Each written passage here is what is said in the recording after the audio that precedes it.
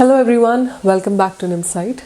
Today, as part of the Australia series, I'm back with another video. I'm going to talk about house shifting in Australia. Now, house moving or house shifting can be really stressful and there could be a lot of challenges. So I thought I'll share a checklist and some tips based on my experience of doing so in Australia.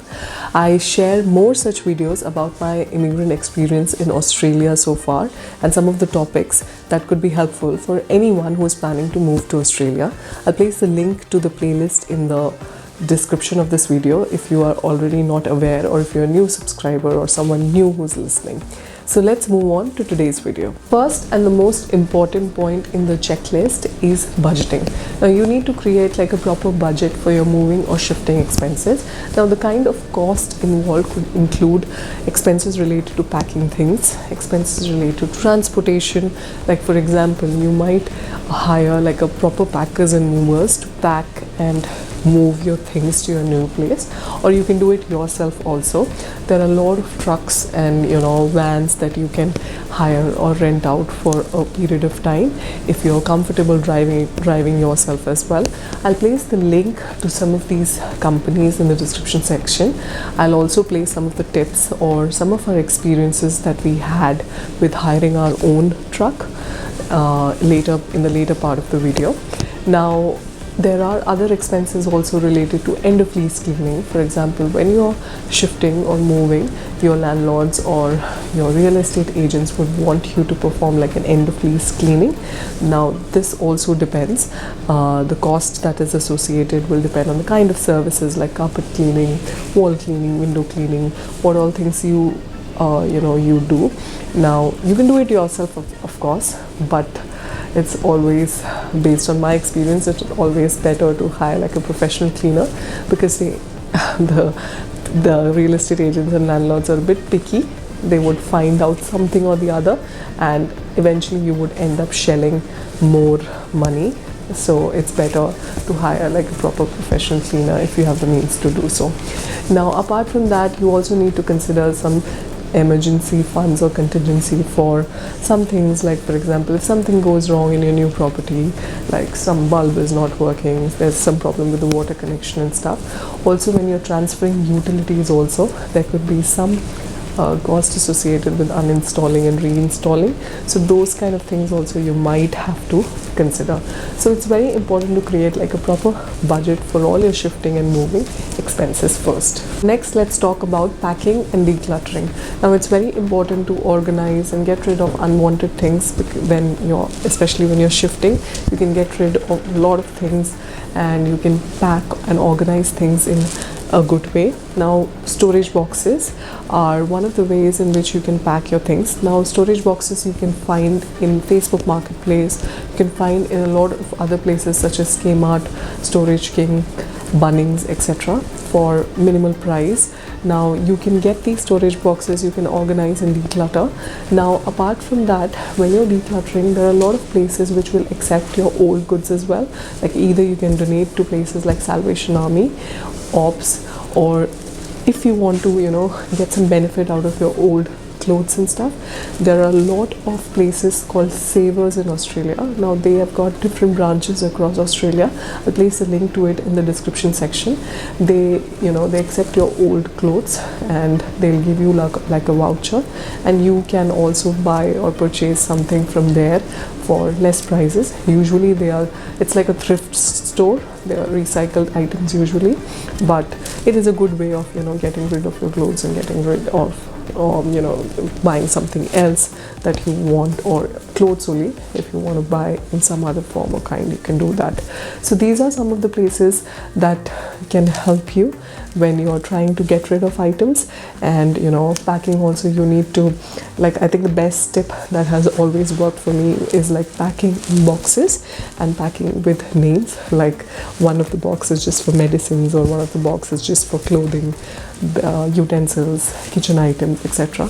So it was very important when it was very useful when we shifted to the new place and we tried to open the boxes, we knew what exactly where did it go.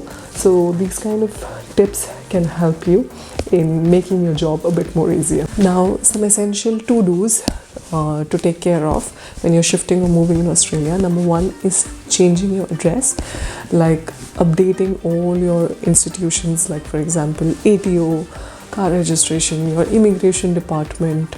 Everyone should be updated about the change of your address. In Australia, everything is very much linked to your address, especially if you're someone who's waiting for your permanent residency or any other kind of visa applications. It's very, very important to update the immigration department about the change of your address. Now, the second point is about the utilities. When you're transferring utilities as well, it would be good to update all those companies about the change of your address, to make to get it all sorted, uninstalled from your previous place like fully, because bills, everything will be tracked on your name otherwise.